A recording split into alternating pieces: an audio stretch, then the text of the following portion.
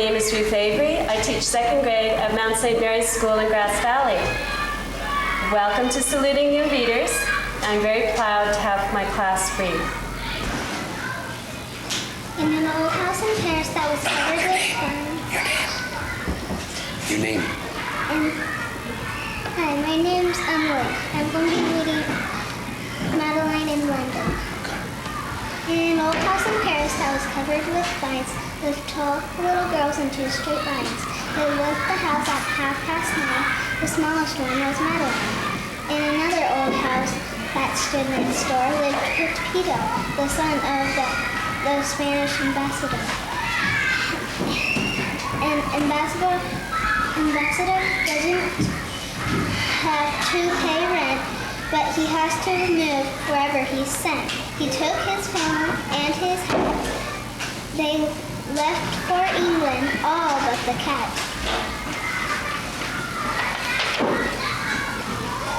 I'm glad, said the cat. There goes that bad hat. Let him annoy some other kitten. The embassies in Great Britain. The little girls all cried, boo-hoo, he'd like to go to London too. In London, Pepito just picked up his dinner. Soon he grew thin, then he grew thinner. And when he began to look like a stick, his mama said, my, this boy looks sick. I think Pepito is lonely for Madeline and the little girls next door. His papa called Paris. Hello, Miss Claudel. My little Pepito is not at all well.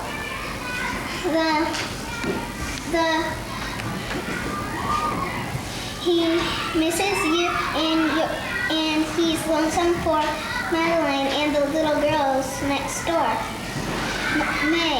May we request the pleasure of your company? There's plenty of room here at our embassy.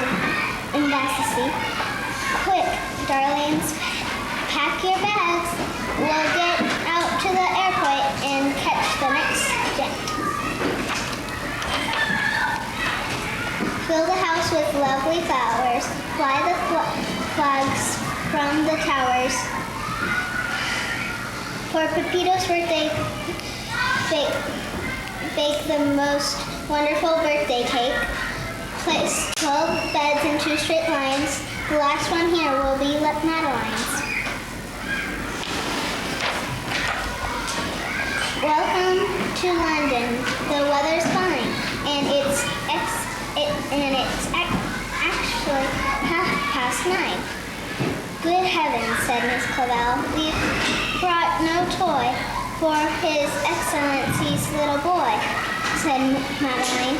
Everybody knows he always said he craved a horse.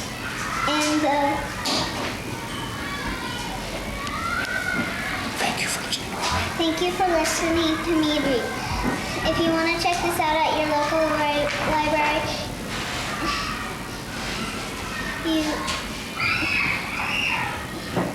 It's okay. Hello, my name is Matthew Conahan, and I'm going to read Sunset with Sabertooth. One day in Frog Creek, Pennsylvania, a mysterious treehouse appeared in the woods. 8-year-old Jack and his 7-year-old sister Annie climbed into the treehouse. They found out it was filled with books. Jack and Annie soon discovered that the treehouse was magic. It could take them to the places in the book. All they had to do was point to the picture and wish to go there. Jack and Annie visited dinosaurs, knights, an Egyptian queen, pirates, ninjas, and the Amazon rainforest. Along the way, they discovered that the treehouse belonged to Morgan Le Fay. Morgan was a magical librarian. She traveled through time and space, gathering books for King Arthur's library. On their first adventure in Night of the Ninjas, Jack and Annie found a wilted moss in the treehouse. Annie named their new friend Peanut. Jack and Annie also found a note from Morgan. The note told them that she was under spell. To free her, Jack and Annie must find 4 special things. They found the first thing in old Japan, and the second in the Amazon rainforest. Now Jack and Annie and Peanut are about to set out in search of the sledge in Sunset City. Chapter 1, The Insect. Let's go to the tree house, said Annie. She and Jack were passing the Fog Creek Woods on their way home from the swimming lesson at the Y. No, I want to go home and change out of my bathing suit, said Jack. Oh, that'll take too long, said Annie. Don't you want to see Morgan as soon as possible? Of course, said Jack. Then, come on, before the sun sets, said Annie. She darted into the woods. Jack sighed. He gave up his idea of changing out of his bathing suit.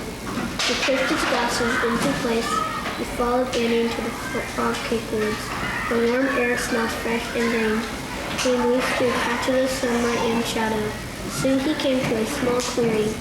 He looked up. There it was, the magic treehouse in the tallest tree woods. Hurry, called Annie. She was climbing the rope ladder up to the treehouse.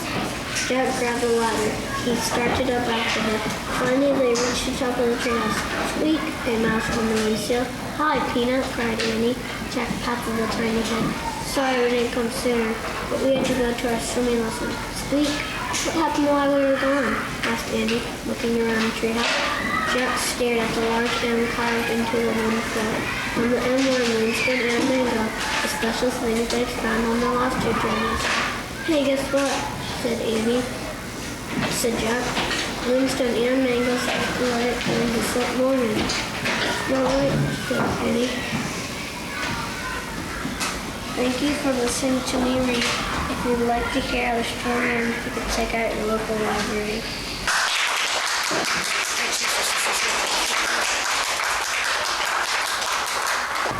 Hi, my name is Andy, and the book I'll be reading is The Monkey and the Crocodile, illustrated by Paul Goldman.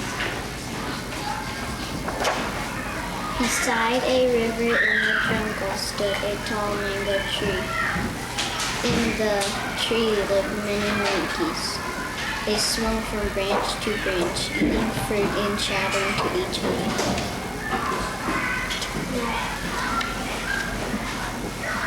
Hungry crocodiles swam in the river and soaked themselves on the banks.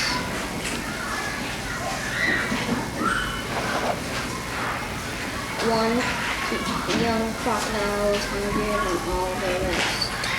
He could never get enough to eat. The young crocodile watched the monkeys for a long time. Then one day he said to a wise old crocodile, "I'd like to catch a monkey and eat him." "How would you ever catch a monkey?" asked the old crocodile. "You do not travel on land, and monkeys do not go into the water. Besides, they are quicker than you are." "They may be quicker," said the young crocodile, "but I am more cunning. You will see." For days the crocodile swam back and forth, studying the monkey all the while. Then he noticed one young monkey who was quicker than all the others. This monkey loved to jump to the highest branches of the tree and pick the ripe mangoes at the very top. "He's the one I want," the crocodile said to himself. "But how am I going to catch him?" The crocodile thought and at last had an idea. "Monkey," he called, "wouldn't you like to come with me over to the island where the fruit is so ripe?" "Oh yes," said the monkey, "but how can I go with you? I do not swim." "I will take you on my back," said the crocodile with a toothy smile. The monkey was eager to get to the fruit, so he jumped down on the crocodile's back. "Off we go," said the crocodile, gliding through the water. "This is a fine ride you are giving me," said the monkey. "Do you think so? Well, how do you like this?" asked the crocodile, and suddenly he dived down into the water. Oh, please don't cry over me. As he went under, he was afraid. Thank you for listening to me read. If you want to hear how the story ends, you can check it out at your local library.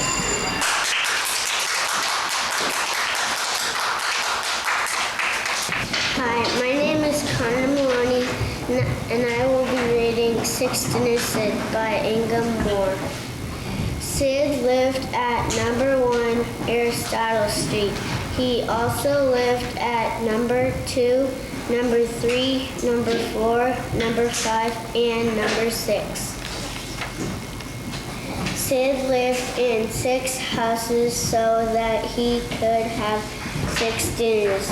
Each night he would slip out of number 1 where he might have had chicken, into number 2 for fish, onto number 3 for lamb, liver at number 4, fish again at number 5, ending at number 6 with beef and kidney stew. Since the neighbors did not talk to each other on Aristotle Street, they did not know what Sid was up to.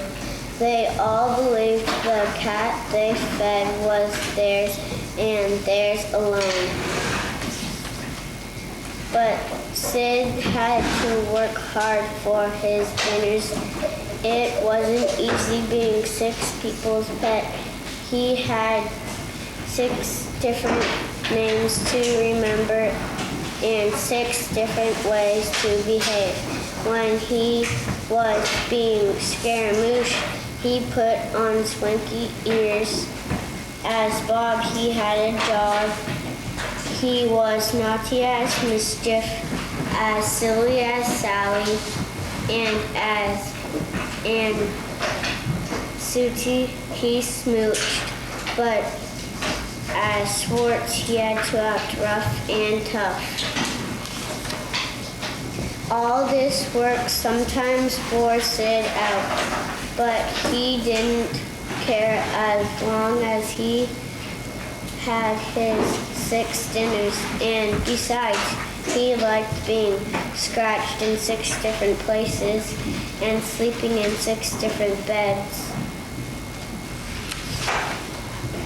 In fact, life on Aristotle Street was just about perfect for Sid until one cold, damp day he caught a nasty cough. The next thing he knew, he was being taken to the vet. Poor Sid. He was taken not once, not twice, but 6 times. He went with 6 different people in 6 different ways. The vet said Sid's cough wasn't nearly as nasty as it sounded, but to be on the safe side, he should have a spoonful of medicine. Of course, Sid didn't have just 1 spoonful of medicine. He had 6. Now, one black cat does look much like another, but nobody, not even a busy vet, could see the same cat 6 times without becoming suspicious. Sure enough, when he checked in his appointment book, the vet found 6 cats with a cough, all living on Aristotle Street. So he called the owners at once. And oh dear, Sid was found out. When they discovered what Sid had been up to, Sid's owners said he had no business eating so many dinners. They said in the future they would make sure he had only 1 dinner a day. Thank you for listening to me read. If you want to hear how the story ends, you can check it out at your local library.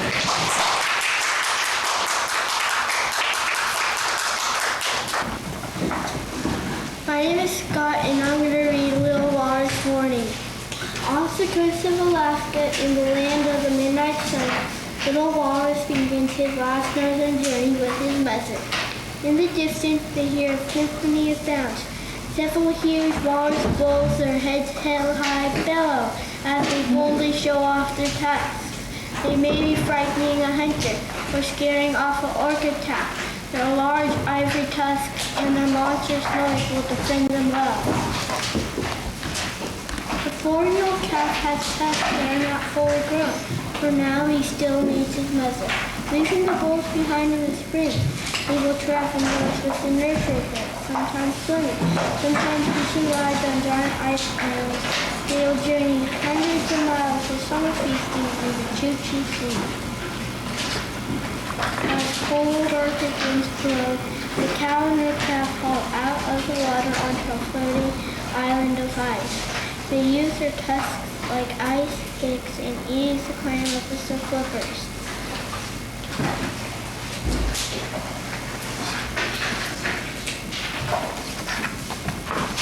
Mother moves across the ice, dabbing it with her tusk now and then to steady herself. Little Walrus legs further and further behind, slipping and sliding. He falls between giant wedges of ice.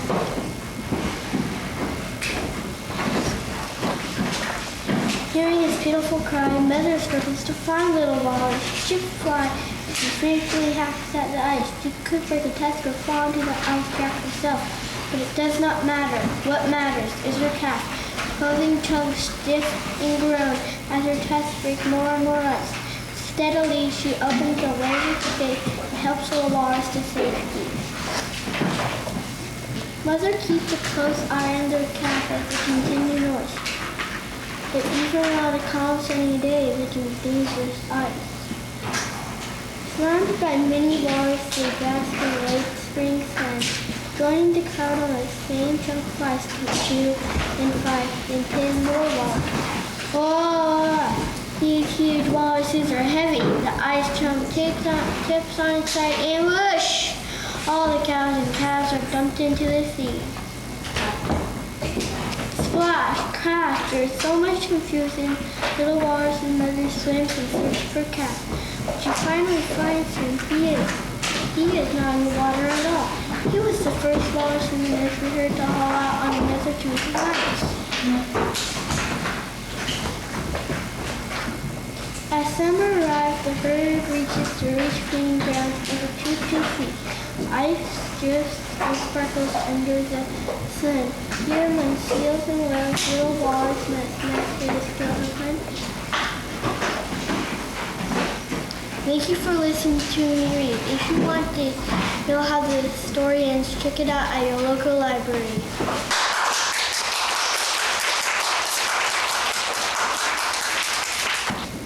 Hello, my name is Cole, and I'm going to be reading The Trouble with Tyrannosaurus Rex. Long ago, when the dinosaurs ruled the earth, there was one particularly hungry Tyrannosaurus Rex who determined to gobble up all the other dinosaurs in the neighborhood.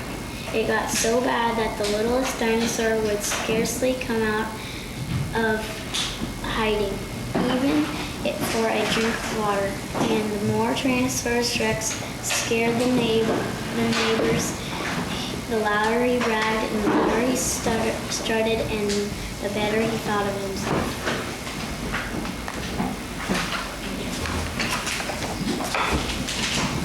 In that same neighborhood, two young dinosaur friends named Duckbill and Ankylosaurus lived close to each other on the banks of the Clear Lake.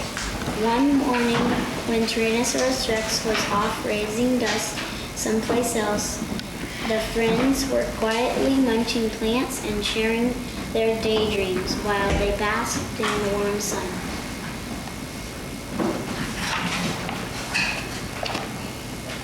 "Ah, this is lovely," sighed Ankylosaurus. "We should do this every day. But you know, if we don't take care, we'd be mid-morning snacks for you-know-who," Duckbill replied. "Our very own neighborhood tyrant," sighed Ankylosaurus. Duckbill smiled. "Perhaps not for long," he said slyly. "What are you talking about?" Ankylosaurus asked. He could eat 10 of me and 10 of you and still be hungry. Just so, Duckbill said, gathering courage. His stomach is 10 times larger than his brain. His arms are too short, and he's as clumsy as they come. But he's good at eating dinosaurs, Ankylosaurus said. Exactly, so if you gather everyone here for a party by the lake this afternoon, he's sure to show, right? Said Duckbill. For an early supper, sighed Ankylosaurus. Okay, then let me tell you my plan. That afternoon, the dinosaurs pretended to have a party. Almost everyone in the neighborhood came. There was a tasty feast of leaves, pine cones, and magnolias. Triceratops led the games, and everyone had fun. A grand time for about 5 minutes. Then suddenly the ground shook, twigs snapped, leaves crunched, and fear filled the air. Some two-legged dinosaurs scurried by. He's coming, they shouted, frantic in their hurry to the nearby cave. Everyone scattered, even the horned dinosaurs in the field, stopped grazing and scooted into the brush. Duckbill took cover behind a tree. Okay, Duckbill sighed. This was part of the plan. As it happened, he was almost too scared to move. Thank you for listening to me read. If you want to know how this story ends, check it out at your local library.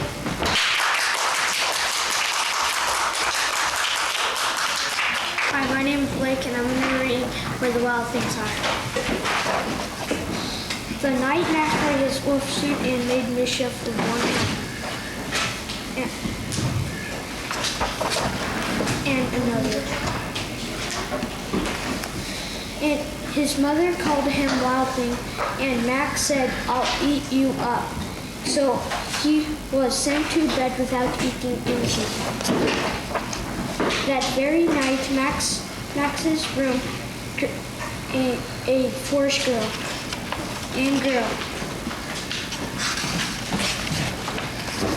and grew until the ceiling hung with vines, and the walls became the world all around.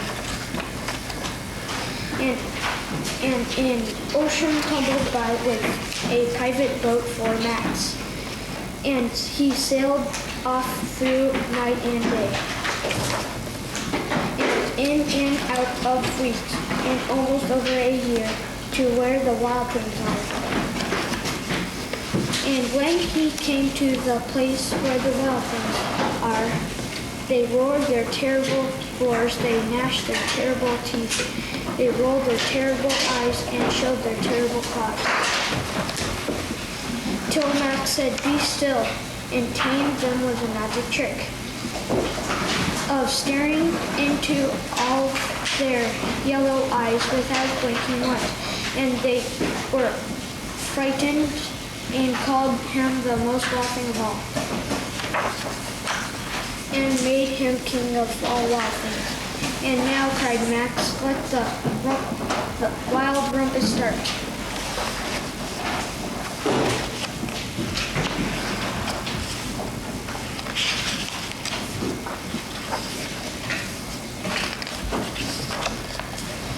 Now stop, Max said, and sent the wild things off to bed without their supper. And Max, the king of all wild things, was lonely and wanted to be where someone loved him best of all. Then all around, from far away across the world, he smelled good things to eat, so he gave up being king of where the wild things are. But the wild things cried, "Oh, please don't." Thank you for listening to me read. If you'd like to have the story ends, you can check out your local library.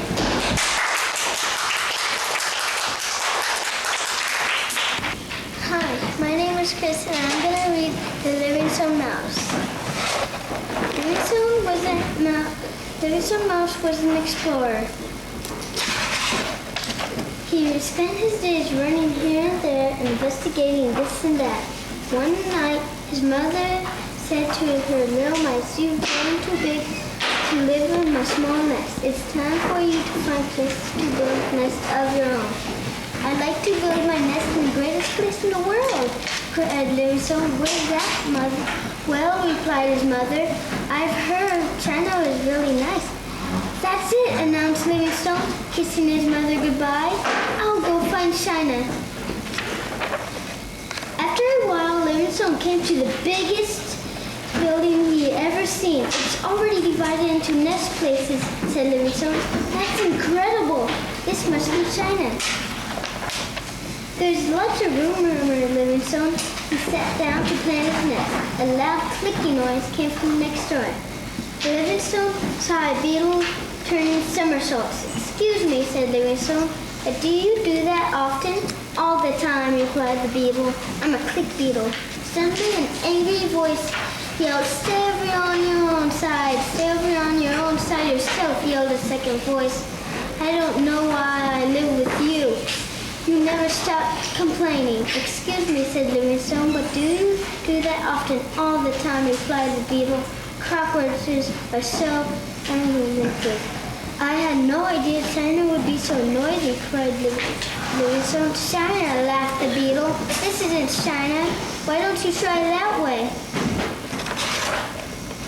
Livingstone scampered into the direction Beetle had pointed.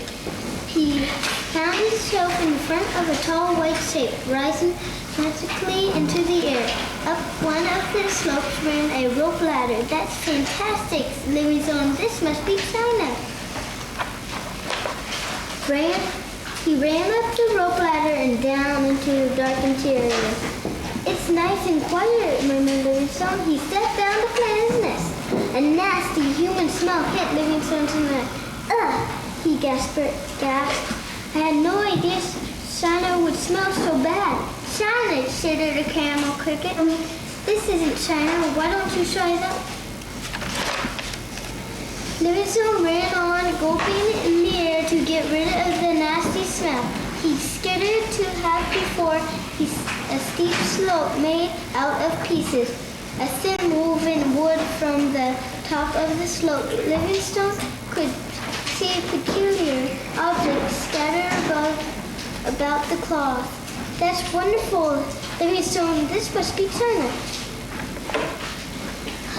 Thank you for listening to me read. If you want to know how this story ends, check it out at your local library.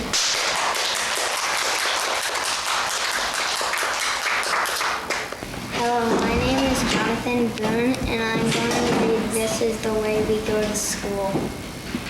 One by one or two by two, come along, it's fun to do. Ellen takes it nice and slow, time to watch the flowers grow. Liz and Larry, as a roll, wear their jogging shoes to school. But at 20 minutes past, roller skates are as twice as fast. And the fastest way by far is by school bus or by car. Jen and Jerry, Pet and Perry ride the Staten Island Ferry.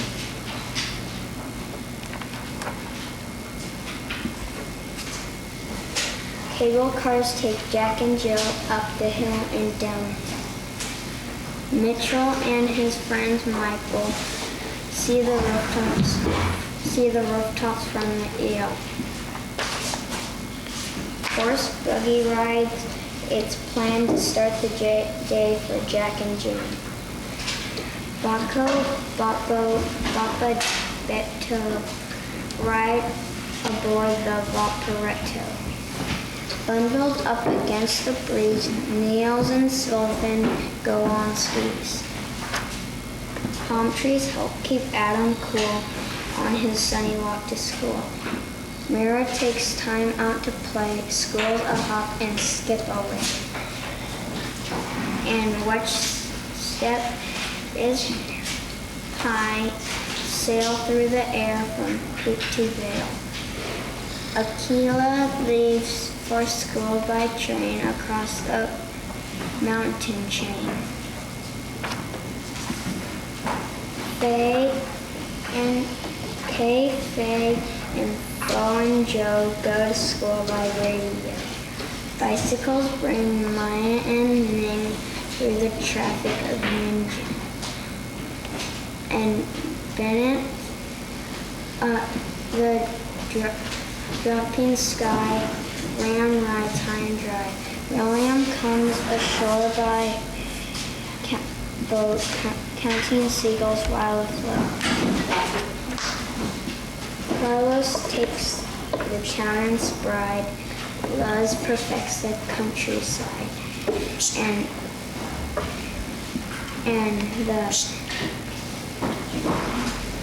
Thank you for listening to me read. If you want to hear how the story ends, you can check it out at your local library.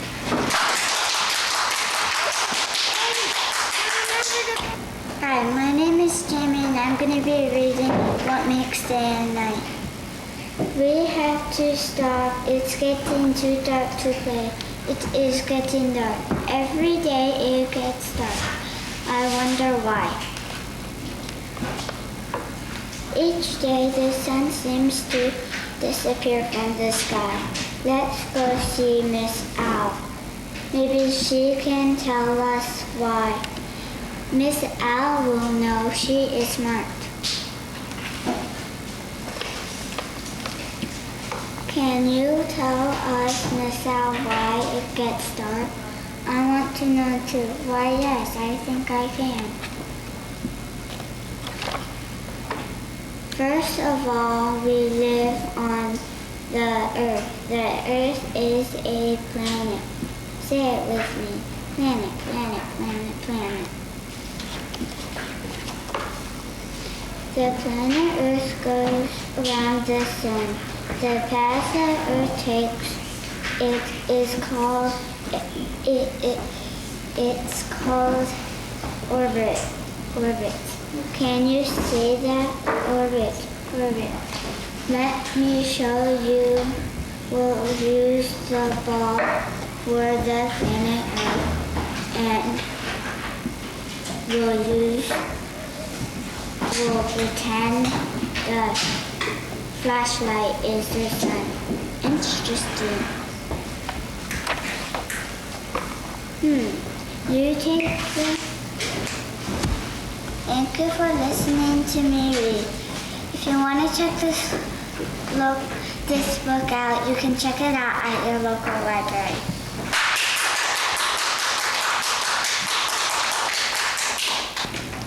Hi, my name is Christine Soleil, and I'm going to read Joey the Jack-o'-lantern.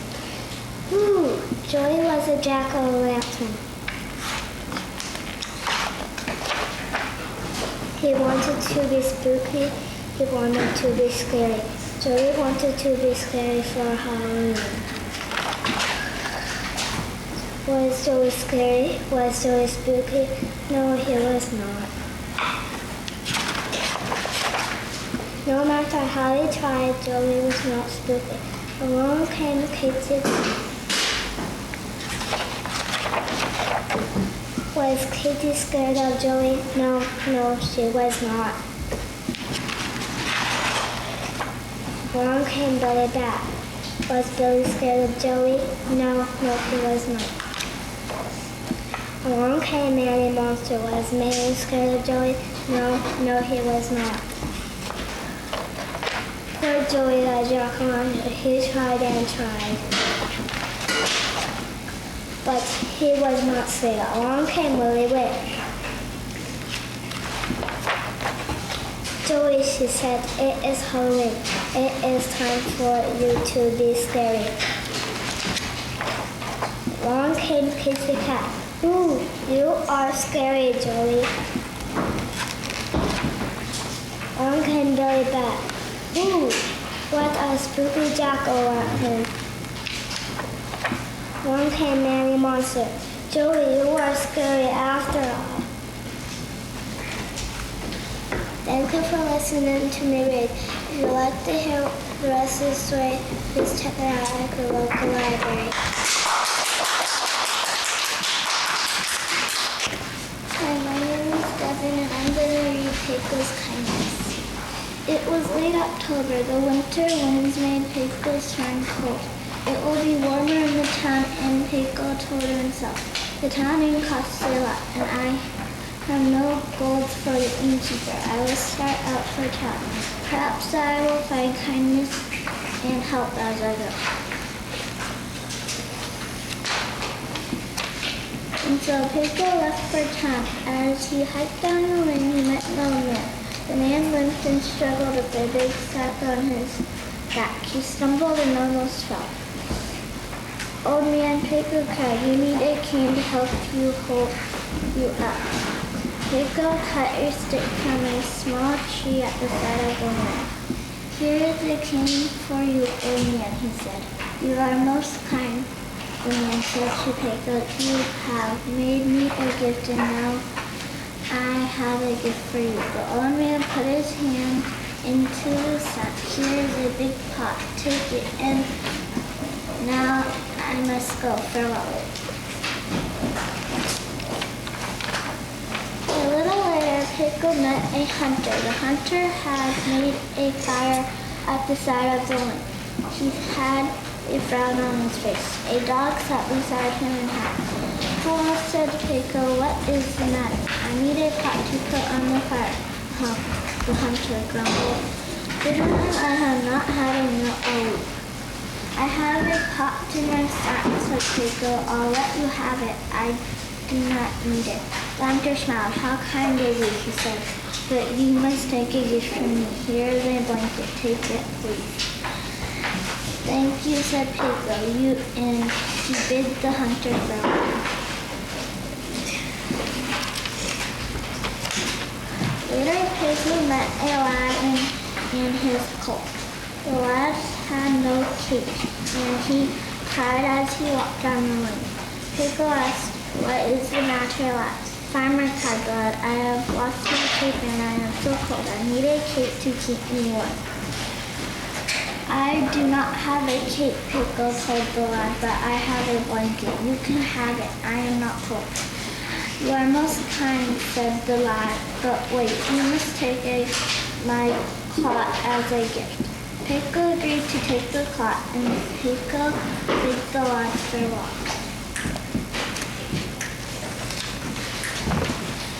Thank you for listening to me. If you want to know how the story ends, you can check it out at your local library. Hi, my name is Emily Gare, and I'm going to be reading The Crumpled Lamb. Once upon a time in a sunny valley, there lived a little lamb named Joshua. He was white with black spots, black feet, and sad eyes. Josh felt sad when he saw the other lambs with snow-white wool and no spots. He felt sad when he saw all the other sheep with their moms and dads because he didn't have a mom or dad. But he felt saddest when he saw the other lambs running and jumping because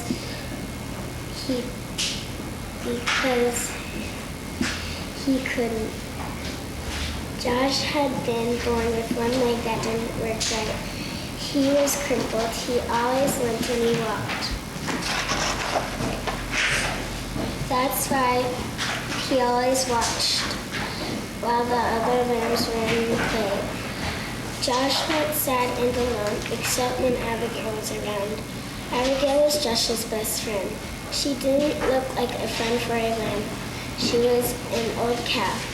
She was white. She was brown with white blotches that looked like green puddles on her path. Her belly was as round as a barrel, and her voice was always kind and friendly. Some of Josh's favorite hours were spent with Abigail.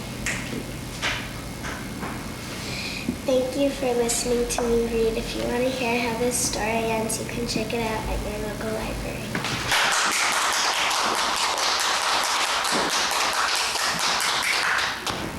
Hi, my name is Rachel Hester, and I'm going to be reading The Giving Tree. Once there was a tree.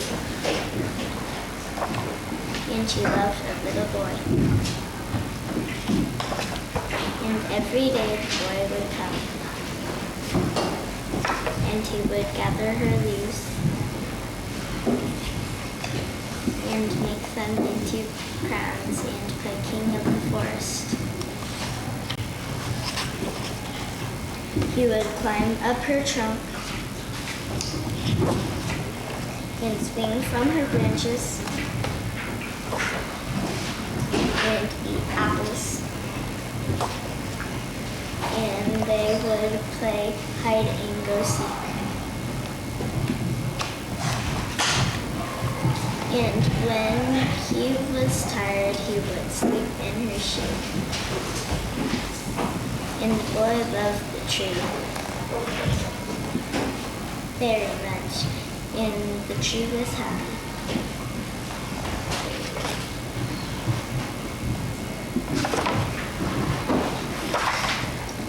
But time went by,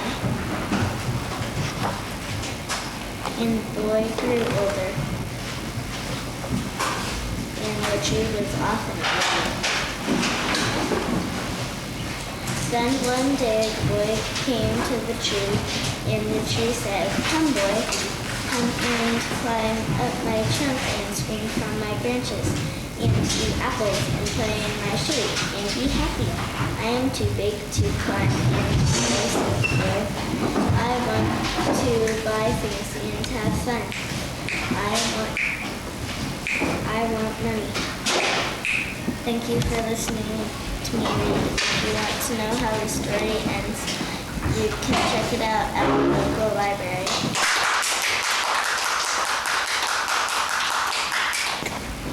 This is Little Billy Goat Gruff. He likes to jump.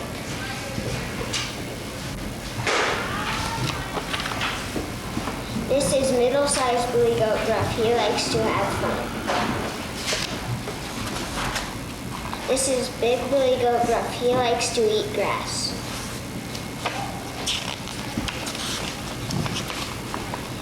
Here is a bridge, and a troll lives under the bridge. The Billy Goats Gruff want to go over the bridge for some grass. Trip, trap, trip, trap. Little Billy Goat Gruff is on the bridge. Up jumps the troll. He says, "I want to eat you up." "No, no," says Little Billy Goat Gruff. "Here comes middle-sized Billy Goat Gruff. He is big and fat. You can eat him up." "Yes," says the troll. "Yes, I can. You can go over the bridge." Trip, trap, trip, trap, trip, trap. Little Billy Goat Gruff is over the bridge.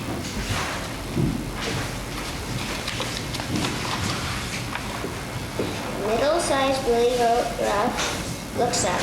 Little Billy Goat Gruff is over the bridge. He says he has some grass to eat. I can go over the bridge for some grass too. Trip, trap, trip, trap. Middle-sized Billy Goat Gruff is on the bridge. Up jumps the troll. He says, "I want to eat you up." "No, no," says middle-sized Billy Goat Gruff. "Here comes Big Billy Goat Gruff. He is big and fat. You can eat him up." "Yes," says the troll.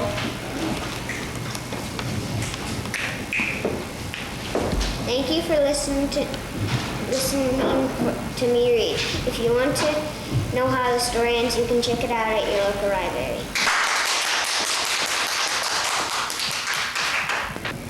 Reading fun! What's fun? Reading! And where do you go to school? Mount St. Mary's! And what grade are you in? 2nd grade! And what's fun? Reading!